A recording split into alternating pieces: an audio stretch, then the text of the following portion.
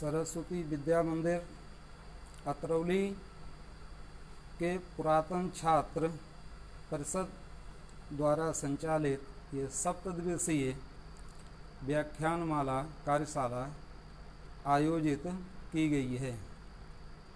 सर्वप्रथम मैं यहाँ के प्रधानाचार्य, प्रबंधक और पुरातन छात्र परिषद के पदाधिकारियों का आभार व्यक्त करता हूँ कि उन्होंने इस अवसर पर मुझे बोलने का अवसर प्रदान किया। आज की कार्यशाला का विषय है योग शिक्षा एवं स्वास्थ्य। यहाँ पर आज पूरे विश्व में योग दिवस 6वां योग दिवस मनाया जा रहा है।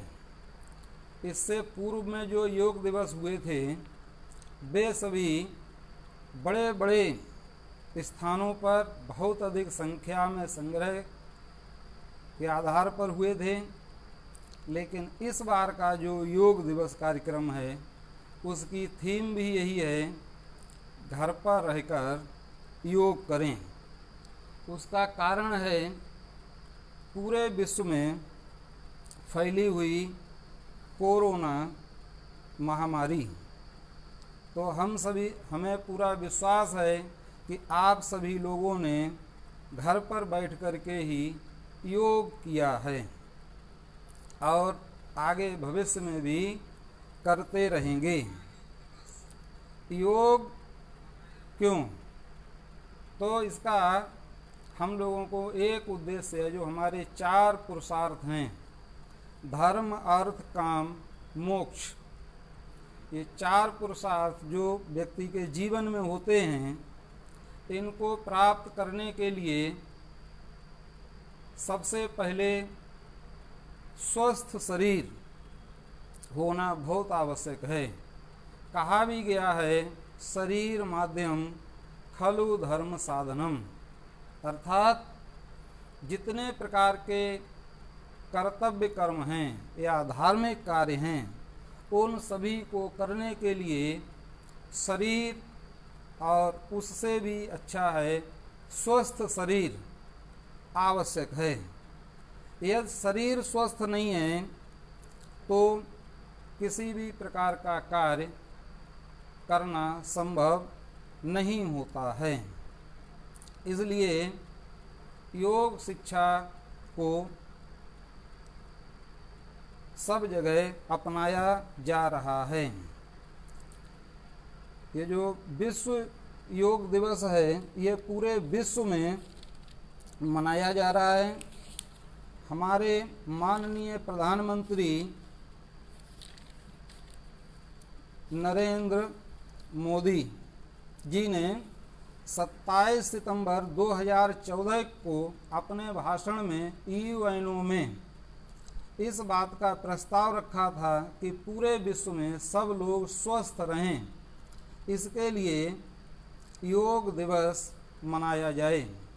और इस पर जो मतदान हुआ 11 दिसंबर 2014 को पूरे विश्व के 177 देशों द्वारा इस प्रस्ताव को पारित किया गया और 21 जून 2015 को सबसे पहला योग दिवस मनाया गया।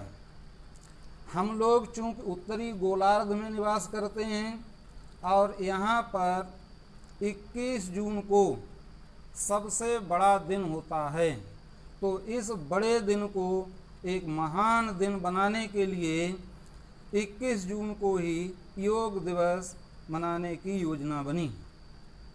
अब योग क्या है और योग दिवस क्या है, योग शिक्षा क्या है, इस बारे में थोड़ा सा विवेचन करेंगे। योग क्या है? सामान्य रूप से हम लोग मानते हैं कि योग का अर्थ जोड़ना होता है। किन्हीं 2 संक्रियाओं को अगर हम जोड़ दें, 2 पदों को जोड़ दें तो योग होता है। योग युज धातु संस्कृत में होती है, जिसका अर्थ होता है जोड़ना या मिलाना। सामान्य अर्थों में हम लोग बोलते हैं आत्मा को परमात्मा से मिलाना, ये योग कहलाता है। योग के जो सबसे प्राचीन प्रवर्तक हैं भगवान शंकर जी को माना गया है, और उसके बाद योगी राज कृष्ण, इनके नाम महान योगियों में आते हैं। हमारे जो महान महर्षि पतंजलि हैं, इनको योग की शिक्षा भगवान शंकर से की प्रेरणा से प्राप्त हुई। इन्होंने एक पुस्तक लिखी है जिसको बोलते हैं योग सूत्र। योग सूत्र में इन्होंने एक सूत्र लिखा है, योगाश्चित्त वृत्ति निरोधा, यानी चित्त की वृत्तियों का निरोध करना योग कहलाता है। भगवान कृष्ण ने भी गीता में कहा है, योगा कर्मसु कौशलम, अर्थात अपने कार्यों को कुशलता पूर्वक कर लेना योग कहलाता है। अपने कार्य भली प्रकार संपादित कर देना, ये भी योग कहलाता है। योग वशिष्ठ में लिखा है कि जो हमारा जो कार्य हम मन से करते हैं वो कार्य योग कहलाता है, और जो योग है वो हमें संसार सागर से पार निकालने का एक मार्ग योग है। योग क्या है? योग वास्तव में एक जीवन शैली है। योग ऐसा नहीं है जिसको हम आधे घंटे या 10 मिनट में करके निपटा दें। योग एक जीवन शैली है। योग के 8 अंग बताए गए हैं, उनमें से 3 अंग बहिरंग कहलाते हैं, यानी बाहरी से दुनिया से संबंधित होते हैं। एक को मध्यस्थ मानते हैं, और जो बाद के 3 हैं उनको हम आंतरिक मानते हैं। योग के 8 अंग हैं, उनमें सबसे पहले है यम, उसके बाद में नियम, आसन, प्राणायाम, प्रत्याहार, धारणा, ध्यान और समाधि। तो योग दिवस के अवसर पर वैसे तो हम लोग आसन और प्राणायाम करते हैं, लेकिन योग के जो शेष 8 जो शेष अंग हैं उनको भी थोड़ा थोड़ा समझना चाहिए। ये जो यम होते हैं ये 5 होते हैं, और ये सामाजिक विकास के कारक माने जाते हैं। इनसे समाज की विकृतियां दूर होती हैं। तो इनमें ये 5 हैं, इनमें से एक है अहिंसा, दूसरा है सत्य, तीसरा है अस्तेय, चौथा है ब्रह्मचर्य, और 5वां है अपरिग्रह। इनमें से अहिंसा क्या है? अहिंसा है मन, वचन और कर्म से किसी को भी कोई कष्ट ना पहुंचाना, ये अहिंसा कहलाती है। कहा भी गया है अहिंसा परमो धर्मः, लेकिन अहिंसा ऐसी भी ना हो जो कभी ज़रूरत पड़ने पर नुकसान करवा दे। अगला है सत्य। तो जैसा देखा, जैसा बोला, वैसा ही, जैसा देखा, जैसा अनुभव किया, वैसा बोलना, ये सत्य कहलाता है। और ये सत्य हमेशा से रहा है।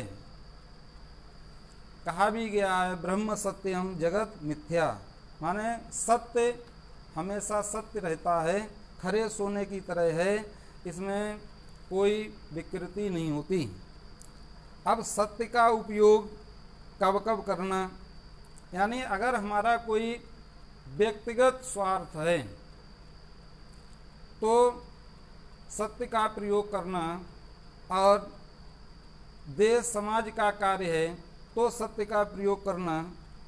लेकिन कभी कभी अगर हमारा कोई बड़ा धार्मिक कार्य फंसता है तो उस समय सत्य के प्रयोग में छूट भी दी गई है, लेकिन अपने व्यक्तिगत स्वार्थ के लिए सत्य का सहारा नहीं लेना। दूसरा है अस्तेय। अस्तेय का मतलब होता है मन वचन व कर्म से चोरी न करना। चोरी न करना का अर्थ होता है किसी की कोई भी वस्तु उससे बिना पूछे नहीं लेना, नहीं चुराना।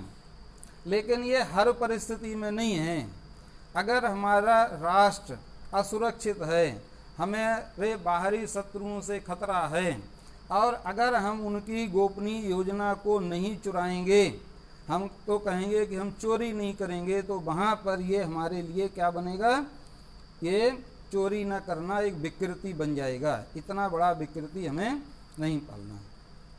दूसरा है, चौथा है ब्रह्मचर्य। ब्रह्मचर्य का अर्थ होता है 8 प्रकार के मैथुन का परित्याग करना, यानी अपने मन में ब्रह्मचर्य का पालन करना। पर स्त्री मातृवत पर द्रव्येषु लोष्टवत, इस तरह का भाव रखना।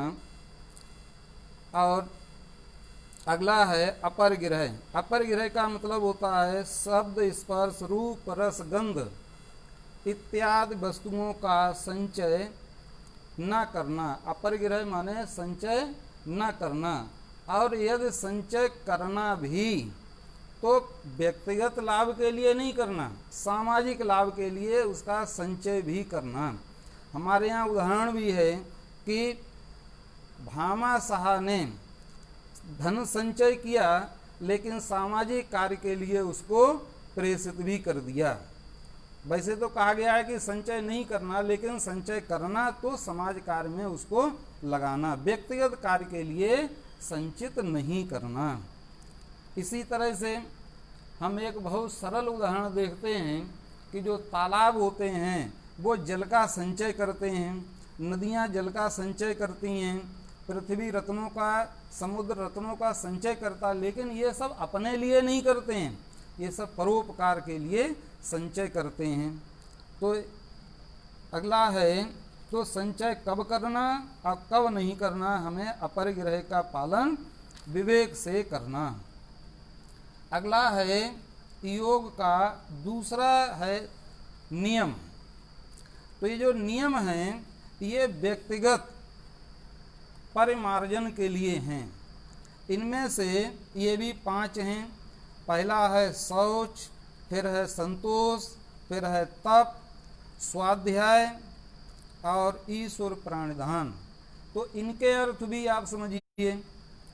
शौच का मतलब क्या होता है, पवित्रता। ये जो हमारा शरीर है, इस शरीर में कई प्रकार के मल पदार्थ बनते रहते हैं। उनमें से जैसे उदाहरण लेते हैं कि हमारे घर में 24 घंटे में कुछ ना कुछ कूड़ा करकट तैयार होता है, हम लोग 24 घंटा बाद उसको निकाल करके बाहर फेंक देते हैं। ठीक उसी तरह से हमारे शरीर के अंदर अगर विभिन्न प्रकार के जो मल पदार्थ बनते हैं उनको भी समय समय पर बाहर निकालना, ये शौच कहलाता है। अब ये जो हमारा शौच है, ये जो मल पदार्थ हैं इनको निकालना, ये 2 तरह का है। एक होता है शारीरिक माने बाहरी स्वच्छता, और दूसरा होता है मानसिक माने आंतरिक स्वच्छता। अब ये जो आंतरिक स्वच्छता है वो किस प्रकार की, जैसे हम लोग पढ़ते हैं कभी कभी हमारे जो कंप्यूटर होता है और उस कंप्यूटर में जो सॉफ्टवेयर होता है उसमें कभी कभी वायरस आ जाता है, और हम लोग वायरस की सफाई करते हैं किसी न किसी तरह से। उसी तरह से हम लोगों का जो मन है वो एक सॉफ्टवेयर है, शरीर का सॉफ्टवेयर है मन, और उस मन में कई तरह के विकार विकृतियाँ हर समय विचार आते ही रहते हैं। तो उन बुरे विचारों को किसी प्रक्रिया के द्वारा अगर हम दूर कर देते हैं तो वो हमारा आंतरिक पवित्रता, आंतरिक शौच कहलाती है। उसकी अलग अलग प्रक्रियाएं दी गई हैं, जैसे सत्संग करना, भजन कीर्तन करना, ये मन को स्वच्छ करने के साधन बताए गए हैं। अगला है संतोष। तो संतोष का अर्थ होता है कि सुख दुख, लाभ हानि, यश अपयश, गुण अवगुण, प्रसन्नता अप्रसन्नता, सिद्धि असिद्धि, अनुकूलता प्रतिकूलता, यानी जो परिस्थितियां हैं उन परिस्थितियों में विचलित न होना, अपने लक्ष्य को ध्यान रखना और जो जितना है उतने में संतुष्ट रहना, ये संतोष कहलाता है। और जब संतोष नहीं होता है तो फिर उसका उल्टा हमारे अंदर एक विकार पैदा होता है जिसको लोभ कहते हैं।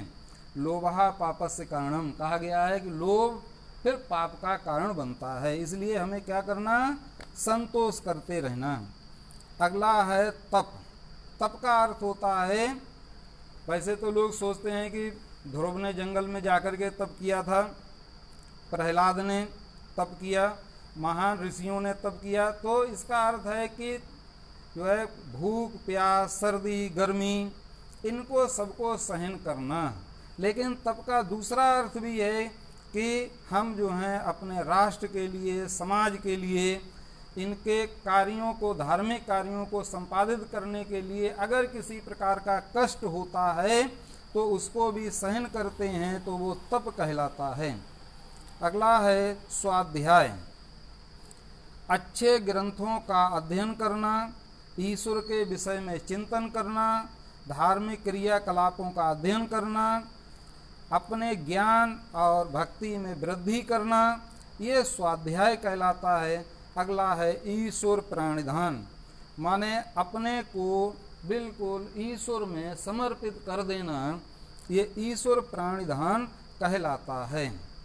अगला है आसन। तो आसन ये बहुत प्रचलित है। अब तक के जो मैंने संतोष तप स्वाध्याय ईश्वर प्राणदान ये बताए, ये एक जीवन शैली के अंग हैं। इनको तो हमें अपनाना ही है। अगर हम इनको अपनाते हैं तो हमारी शुद्धता होती है, और अगर सब लोग अपनाते हैं तो पूरे नियम का पालन करने से समाज की शुद्धता होती है। समाज का स्वास्थ्य है, जिसको कहते हैं सामाजिक स्वास्थ्य है, वो ठीक रहता है। अगला है आसन। तो आसन क्या है? तो आसन कहा गया, वैसे तो कहते हैं आसन का अर्थ है बैठना, लेकिन ये भी कहा गया है स्थिर सुखम आसनम, माने आसन किसी एक स्थिति में सुखपूर्वक बैठे रहना, ये आसन कहलाता है।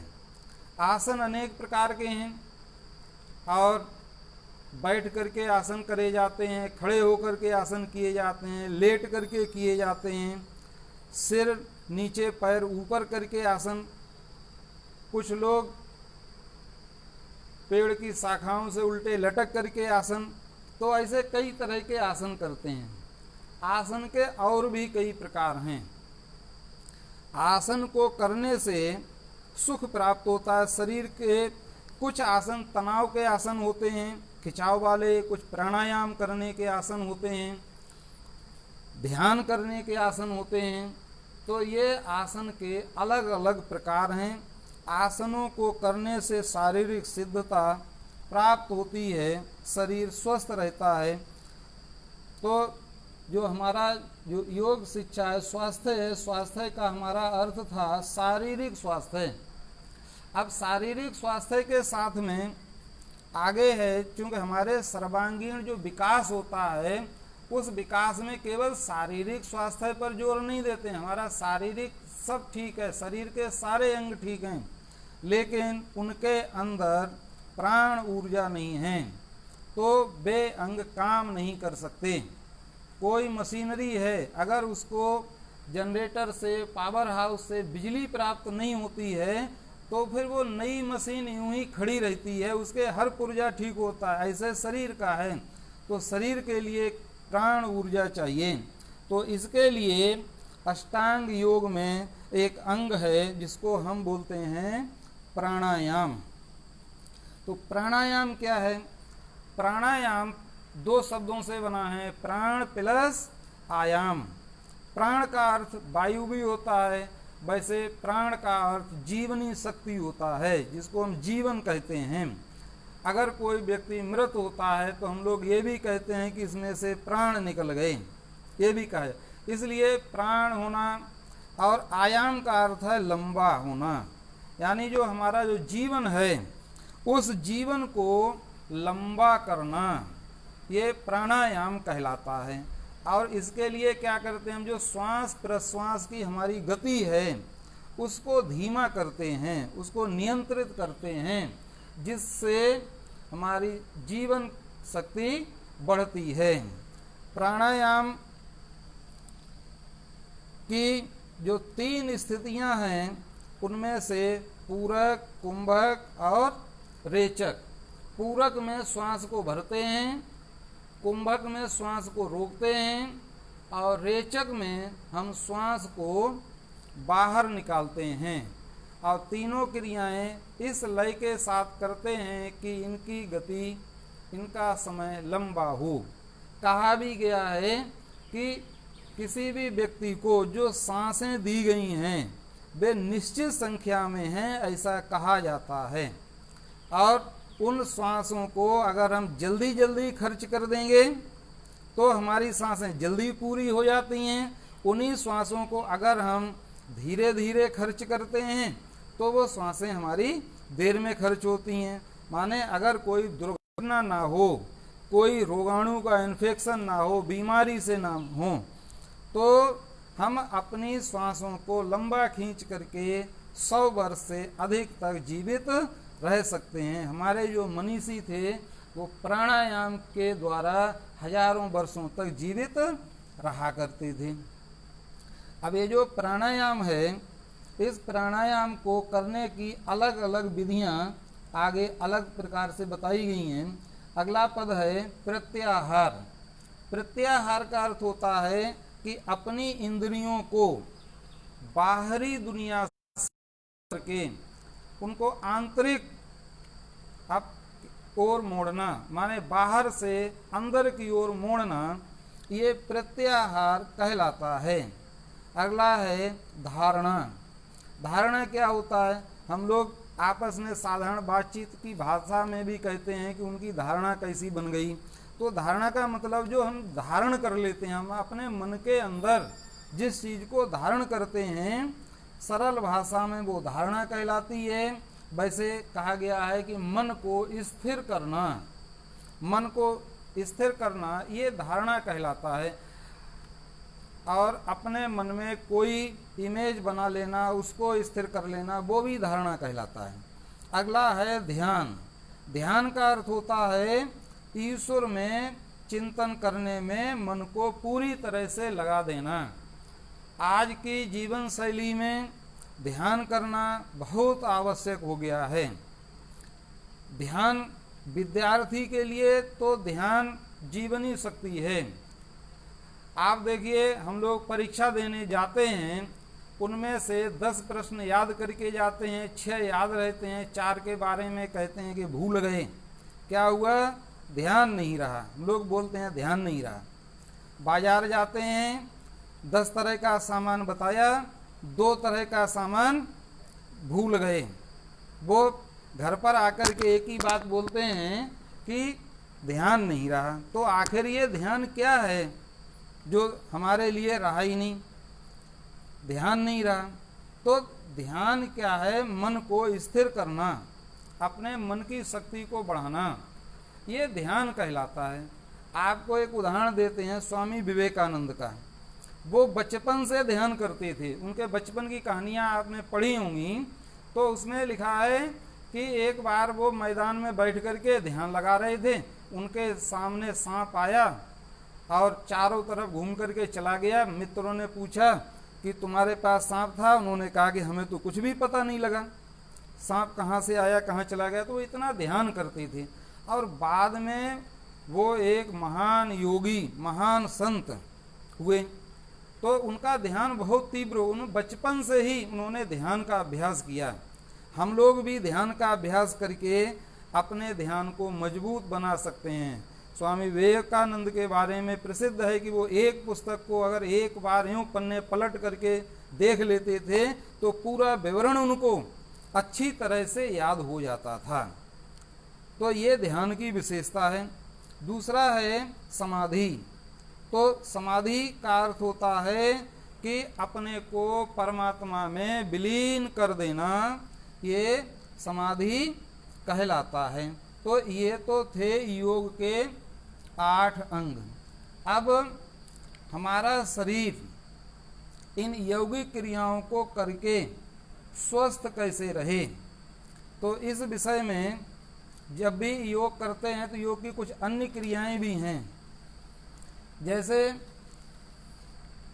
बंध, योग से संबंधित बंध होते हैं। तो बंध क्या होते हैं?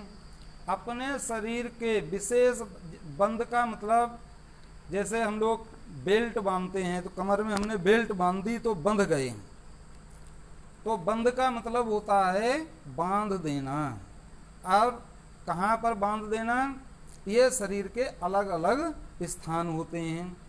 बंध से शरीर को बहुत बड़ा स्वास्थ्य लाभ मिलता है। हम इसका उदाहरण आपको बताएंगे। बंध 3 प्रकार के हैं। उनमें से एक बंध होता है जिसको हम लोग बोलते हैं मूल बंध। तो मूल बंध क्या होता है?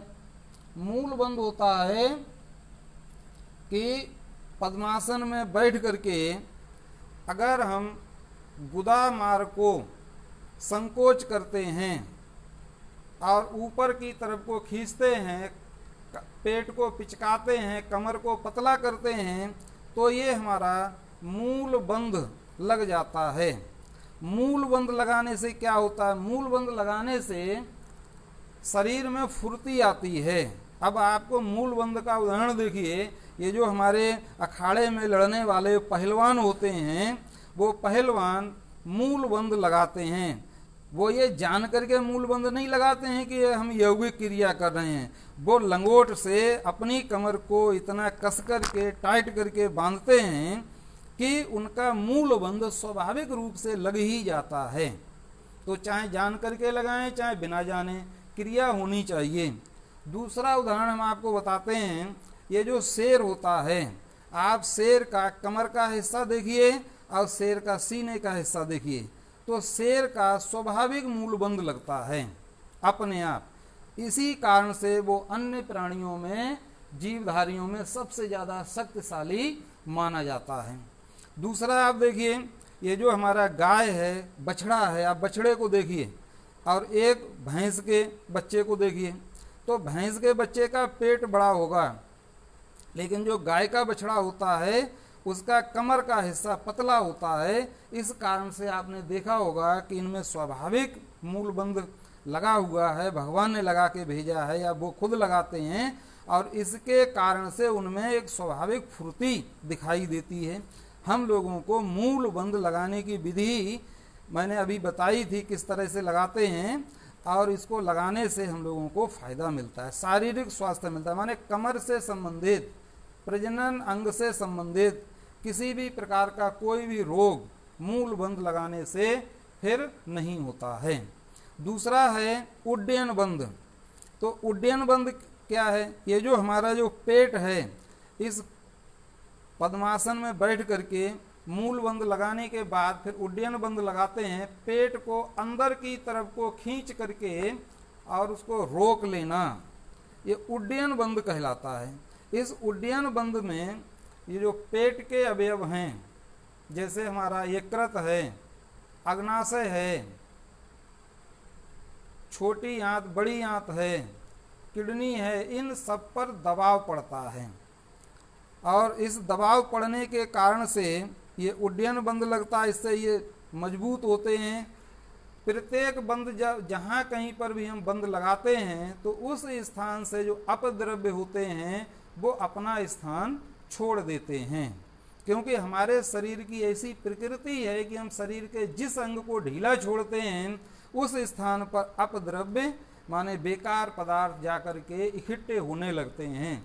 एक उदाहरण देते हैं, बरसात के दिनों में आप देखिए दुकानों के आगे पॉलीथीन की पन्नी टांग देते हैं और वो जहाँ पर ढीली होती है उसमें पानी भर जाता है, और उस पानी को तभी निकालते हैं जब हम उसको नीचे से ऊपर को उठाते हैं।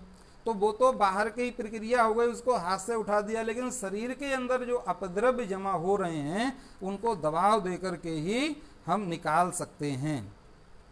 तीसरा है जलंधर बंध।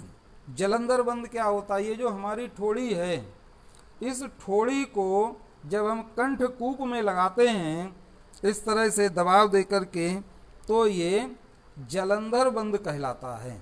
इस जलंधर बंध का क्या फायदा है? इसमें हमारे गले में एक ग्रंथि होती है, सबने सुन रखा है, थायराइड, और इसके कारण से बहुत तरह की विकृतियां पैदा होती हैं। कहीं मोटापा हो जाता है तो कहीं पर मोटापा गायब हो जाता है, मतलब बिल्कुल पतले रह जाते हैं। लोग बहुत प्रयत्न करते हैं कि मोटाई बढ़ जाए, और कहीं पर क्या होता है कि इतने भारी भरकम हो जाते हैं कि उनका जो है वजन, सब तरह की दवा करने के बाद भी वजन घटाना बहुत मुश्किल होता है। तो इस जालंधर बंध को लगाने से हमारा जो है ये जो थायराइड है, पैराथायराइड है, और यहीं पर जो हमारा श्वास मार्ग है, और श्वास मार्ग में जो किसी तरह की कोई हमारी ठीक हो जाती है। और चौथा है महाबंध। तो इस महाबंध को लगाने से ये जो 3 प्रकार के बंध मैंने बताए थे, इन तीनों प्रकार के बंधों का लाभ हम एक साथ मिल जाता है। अब ये तो बंध, अब इसके बाद में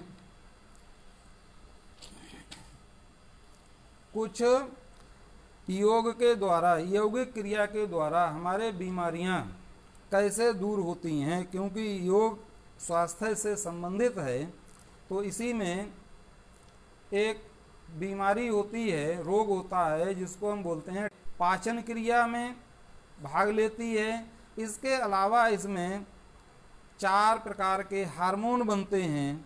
उन 4 प्रकार के हार्मोन में से जो 2 प्रकार के हार्मोन होते हैं वो बहुत ही महत्वपूर्ण होते हैं। उनमें से एक हार्मोन है इंसुलिन, और दूसरा हार्मोन होता है ग्लूकागॉन। इंसुलिन हार्मोन हमारे शरीर में पाचन क्रिया के बाद जो ग्लूकोज बनता है और रुधिर में पहुंचता है, तो ग्लूकोज की मात्रा रुधिर में 100 मिलीग्राम से 120 मिलीग्राम के लगभग होनी चाहिए, लेकिन पाचन क्रिया के बाद इसकी मात्रा उस समय बढ़ जाती है। तो उस बढ़ी हुई मात्रा को इंसुलिन ग्लाइकोजन में बदल करके शरीर के विभिन्न स्थानों में, यकृत वगैरह में इसको संचित कर देता है, और रुधिर में ग्लूकोज की मात्रा निश्चित बनी रहती है। तो जो अग्नाशय ग्रंथि है, इससे जब इंसुलिन हार्मोन का स्राव कम हो जाता है तो रुधिर में ग्लूकोज की मात्रा बढ़ती है, और अतिरिक्त मात्रा ग्लूकोज की फिर पेशाब के द्वारा शरीर से बाहर निकालनी पड़ती है।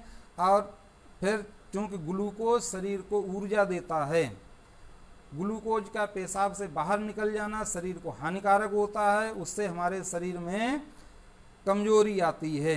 मस्तिष्क को पर्याप्त ग्लूकोज ना मिलने पर कई बार चक्कर आ जाते हैं, लोग गिर पड़ते हैं।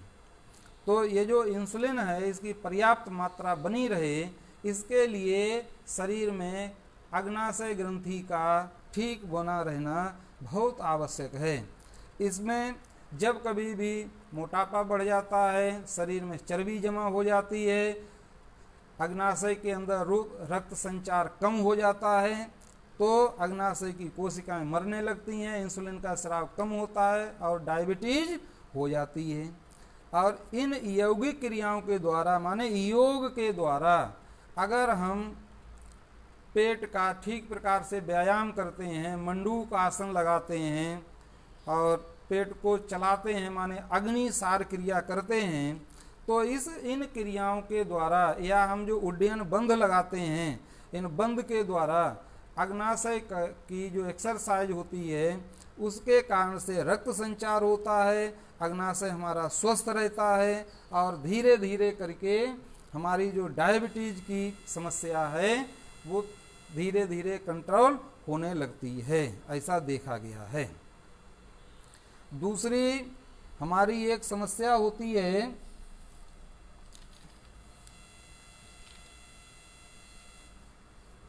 कुछ लोगों में हम देखते हैं शरीर की वृद्धि कम होती है, उनको तमाम तरह की दवाएं देते हैं, उसके बाद भी उनकी वृद्धि नहीं हो पाती है।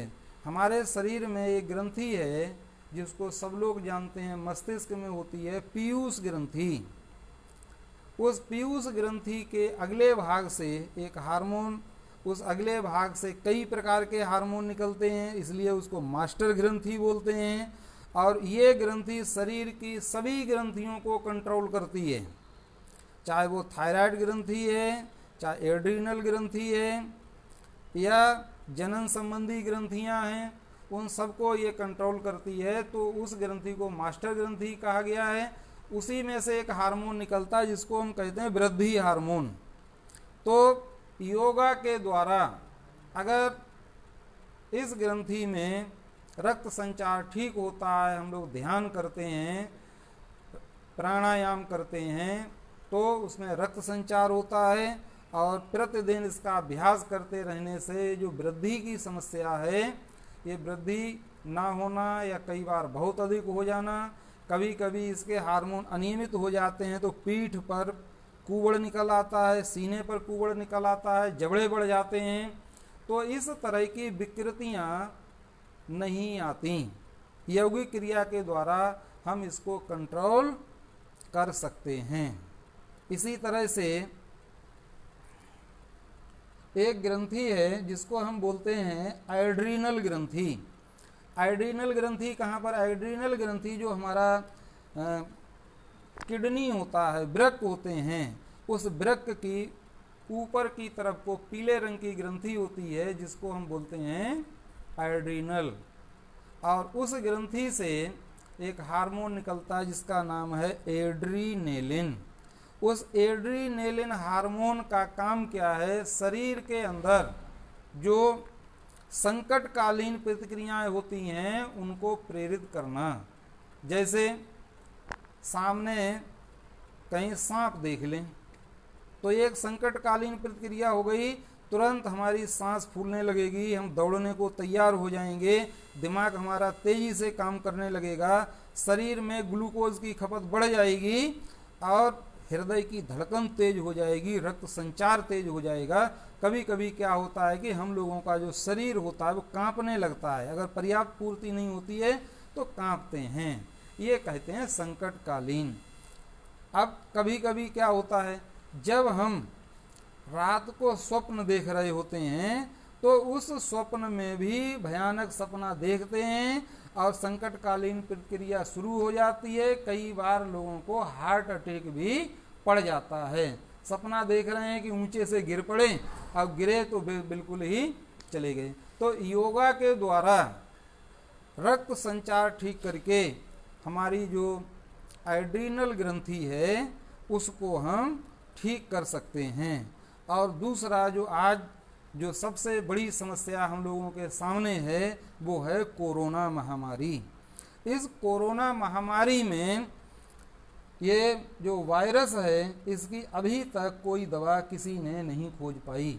सब लोग सोच रहे हैं कि कब वैक्सीन का आविष्कार हो, लेकिन प्रकृति के द्वारा हम लोगों के शरीर में एक स्वाभाविक प्रतिक्रिया होती है जिसको हम लोग कहते हैं रोग प्रतिरोधक क्षमता, इसको इम्यूनिटी बोलते हैं।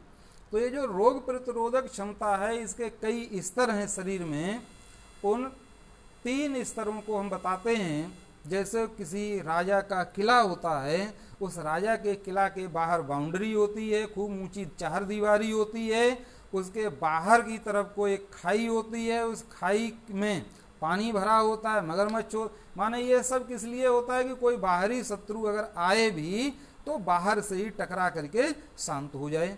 तो हम लोगों के शरीर में इस तरह की 4 दीवारी का काम ये जो हमारी त्वचा है, अध्यावरण, ये करता है। अगर कोई शत्रु किसी कारण से इस 4 दीवारी को पार कर जाता है तो फिर दूसरे नंबर की रक्षा प्रतिक्रिया हमारे शरीर के अंदर होती है, और वो रक्षा प्रतिक्रिया है जिसका नाम है श्वेत रुधिराणु। शरीर में 3 तरह के रुधिराणु हैं, उनमें से लाल रुधिराणु, श्वेत रुधिराणु और प्लेटलेट्स। तो इनमें से जो श्वेत रुधिराणु हैं ये बाहर से आने वाले किसी भी अपद्रव्य को, पैथोजन को नष्ट करने का काम करते हैं। तो मुख्य रूप से जो हमारी इम्यून प्रतिक्रिया है उसमें ये श्वेत रुधिराणु भाग लेते हैं। इन श्वेत रुधिराणु में भी 5 प्रकार के होते हैं। उन 5 प्रकारों में भी जो मुख्य हैं वो मोनोसाइट, न्यूट्रोफिल और दूसरे होते हैं लिम्फोसाइट।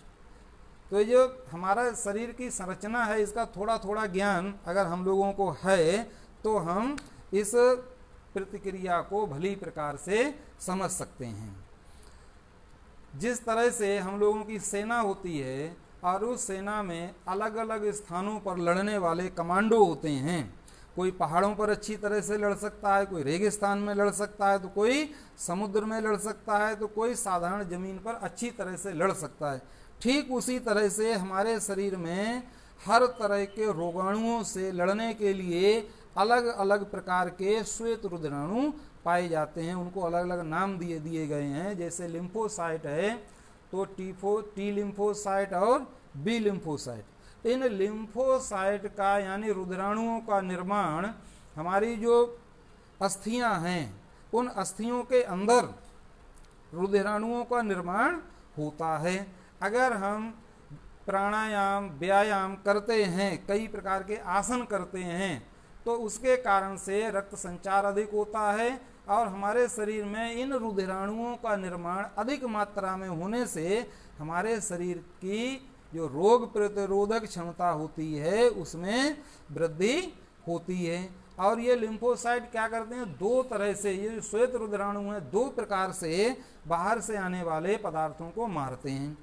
एक प्रक्रिया है कि बाहर से आने वालों को वो जो है खा जाते हैं, उसको कहते हैं भक्षण प्रक्रिया। तो जो बड़े बड़े हमारे श्वेत रुधिराणु हैं जैसे न्यूट्रोफिल होता है या मोनोसाइट होता है, ये गश्ती सेना की तरह पूरे शरीर में घूमते हैं और घूम घूम करके रोगाणुओं को नष्ट करने का काम करते हैं। क्योंकि रोगाणु तो हमारे शरीर में हर समय आते ही रहते हैं। हम लोग जो श्वास लेते हैं वो श्वास हम कहीं छान करके नहीं लेते हैं, कहीं छन्ना नहीं लगा है हमारी नाक में, तो वायु के रुधिराणु नाक में पहुंचते ही रहते हैं। तो उसके इसी तरह से हम लोग पानी पीते हैं, उस पानी को माइक्रोस्कोप से देख करके नहीं पीते हैं कि कोई रोगाणु ना पहुंच जाए, तो इसलिए हम उनको जो है वो पहुंचते ही हैं। लेकिन अगर हमारी रोग प्रतिरोधक क्षमता अच्छी है तो हम उनको आसानी से उन पर हम दबाव बना सकते हैं, और रोग प्रतिरोधक क्षमता ठीक नहीं है तो ये सब नहीं हो सकता है। तीसरी प्रतिक्रिया में हमारी जो लिम्फोसाइट होते हैं वो एक प्रकार की प्रोटीन बनाते हैं जिसको हम बोलते हैं एंटीबॉडीज। अभी एंटीबॉडीज की बात भी खूब चल रही थी कि हर्ड इम्यूनिटी, इसको बोलते हैं हर्ड इम्यूनिटी। तो ये क्या होती है, ये होती है कि जिस तरह का रोगाणु विषाणु शरीर में अंदर प्रवेश करता है उसको पहचान करके हमारे शरीर की कोशिकाएं उसी के विपरीत प्रोटीन तैयार करती हैं, और उस विपरीत प्रोटीन को तैयार करके वे उसको मारने का या निष्क्रिय करने का काम करती हैं। हमारे शरीर में जो तमाम प्रकार की प्रतिक्रियाएं हैं, जैसे कोई अब कोरोना ही वायरस है तो ये इस कोरोना वायरस ये बहुत पहले से है, लेकिन इसकी कई वैरायटी पैदा हो गई हैं और ये सब जो है श्वसन मार्ग को प्रभावित करते हैं। तो ये जो श्वसन मार्ग है इसमें भी कई तरह के बैरियर हैं। अगर कोई विषाणु शरीर के अंदर प्रवेश करता है तो वो बैरियर उसको रोकने का काम करते हैं। जैसे नाक में घुसेगा तो नाक में छोटे छोटे रोम होते हैं, वो रोकते हैं। उसके बाद भी अगर अंदर जाएगा तो नाक में और श्वास मार्ग में एक श्लेष्म स्रावित होता है, वो श्लेष्म क्या काम करता है, उनको अपने अंदर लिपेट लेता है और लिपेट करके उनको बाहर की तरफ को या अंदर की तरफ को कफ के रूप में बहा देता है। तो ये रक्षा प्रतिक्रिया है। इसके अलावा शरीर के अंदर एक प्रतिक्रिया पैदा होती है जिसको कहते हैं ज्वर, माने इनको तापमान बढ़ा करके भी मारा जा सकता है। तो अगर बुखार आता है इसका मतलब हमें समझना चाहिए कि शरीर के अंदर कोई न कोई इन्फेक्शन हो गया है। नाक में सूजन आ गई है, माने सांस लेने में दिक्कत आ रही है, तो भी कोई इन्फेक्शन है। तो ये जो कोरोना वायरस है, ये किसी भी माध्यम से अगर हमारे नाक के रास्ते से, मुंह के रास्ते से और कान के रास्ते से अगर श्वास के रास्ते में पहुंच जाता है तो हमारी रक्षा प्रतिक्रिया प्रारंभ हो जाती है। श्वास के रास्ते से बहुत सारा श्लेष्म स्रावित होता है और उस श्लेष्म से अगर ये विषाणु नहीं निपटता है तो श्लेष्म की मात्रा और बढ़ाई जाती है, जिसके कारण से हमारे जो फेफड़े होते हैं वो फेफड़े बिल्कुल बंद हो जाते हैं और इसके कारण से रोगी की मृत्यु हो जाए। इसलिए कोरोना बहुत खतरनाक है। लेकिन अगर हम अपने शरीर की योगा क्रिया के द्वारा रोग प्रतिरोधक क्षमता अगर हम बढ़ा लेते हैं तो अगर कोरोना हमारे अंदर आता भी है तो फिर वो प्रभावी नहीं होता है। अभी बात चल रही थी कि शरीर का तापमान अधिक होगा तो कोरोना नहीं बढ़ेगा। तो तापमान कैसे अधिक हो? तापमान अधिक, शरीर का अधिक तापमान करने के लिए हमें क्या करना चाहिए? हमें बहुत प्रकार के व्यायाम प्राणायाम करने चाहिए, जिसके कारण से हमारे शरीर का तापमान अगर अधिक रहेगा अंदर से, हमारा मतलब ये नहीं है कि ऊपर की त्वचा गर्म हो जाएगी तो कोरोना मरेगा।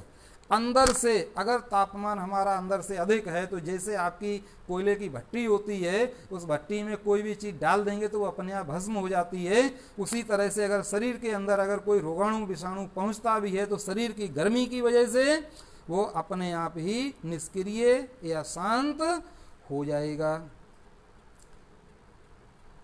तो आज के इस अवसर पर हमें बहुत उम्मीद है कि आप लोगों ने कुछ ना कुछ ज्ञान अर्जित करा होगा। आप जो हैं सभी योगी हैं और योग का अभ्यास करते हैं, योग की आकांक्षा रखते हैं और लोगों को योग सिखाएंगे भी। अगर थोड़ा बहुत सीखा है, लगभग सब जानते हैं। जैसे हम लोग कहते हैं ना कि हिंदुस्तान में घर घर वैद्य होते हैं, किचन एक अच्छी जो है प्रयोगशाला होती है, तो उसी तरह से आप किसी से भी पूछ लीजिएगा तो सब जगह योगी हैं, घर घर योगी। ठीक है, घर घर योगी। तो सब लोग योगी बने, स्वस्थ रहें। आज के इस अवसर पर इतना ही पर्याप्त रहेगा। धन्यवाद।